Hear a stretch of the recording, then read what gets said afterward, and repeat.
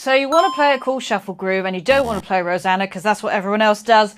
Let's do this because honestly, I think this is harder. Hey.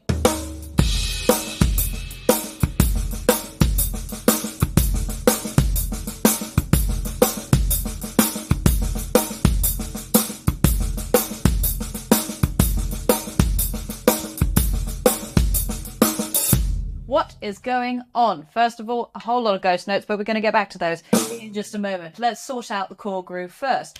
It's just a shuffle. 1, 2, 3, 4, and bass drum on 1. Another bass drum on the ah of 2, so that's the third note of the triplet. 1, 2, ah. And then we sneak in another bass drum at the very end on the last ah of 4.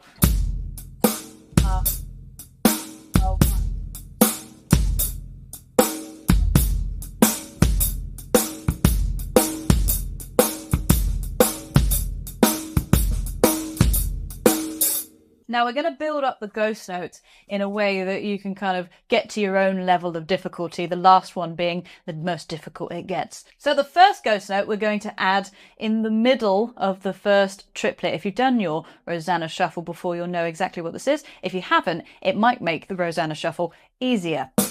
So we get 1 triplet.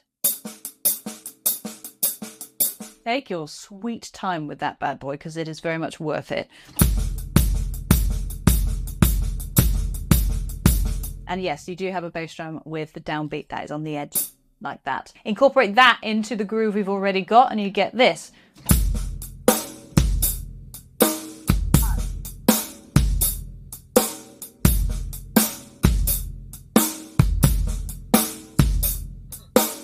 Make all of these ghost notes as subtle as you can make them. It will just make the whole thing sound a lot better. The next ghost note we're actually going to put straight after the accent on 2, like that. So it's actually kind of doing what we did previously, which is put a ghost note between the triplets. But we've also got the downbeat. So edge, tap, tap.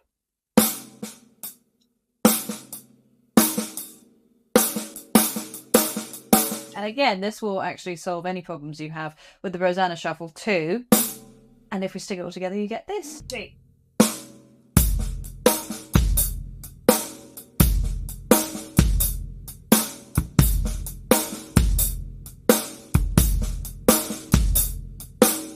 That is cool by itself.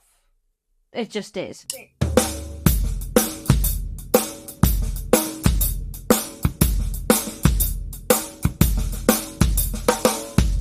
What was that? That was what we're doing next. Yes, it does already sound cool, but what I want to do is make it exponentially harder by putting an extra ghost note between first ghost note and that accent on 2, which means we get tap, tap, accent.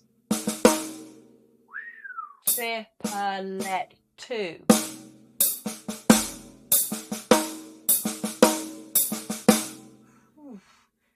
And also the ghost note after 2. So yes, you get 4 notes in a row in the left hand. Now right now I'm only putting 1 hi-hat in at the very beginning just to give us a sense of where it falls timing wise, but we've got to play a shuffle over this as well, which will fall with the second ghost note. So we get hi-hat with a bass drum, 1 ghost note, and then the tap on the hi-hat with the second one. Like that. And then as we come down with the accent on 2 in the snare, we also get the accent on the hi-hat, so they do lock together.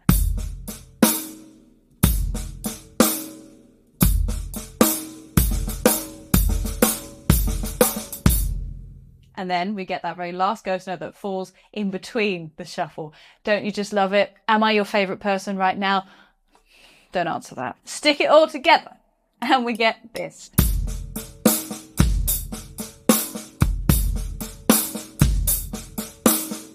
Oh, you thought we were only going to do this once? No, We do this twice in the bar. Yes, the bass drum will fall in different places, and you get to figure that out, my dude.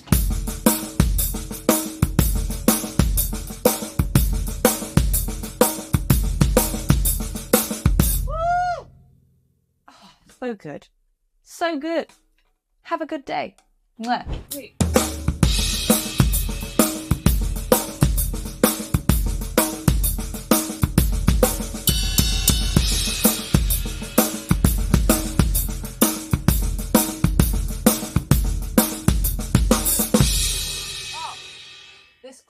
This close to perfection.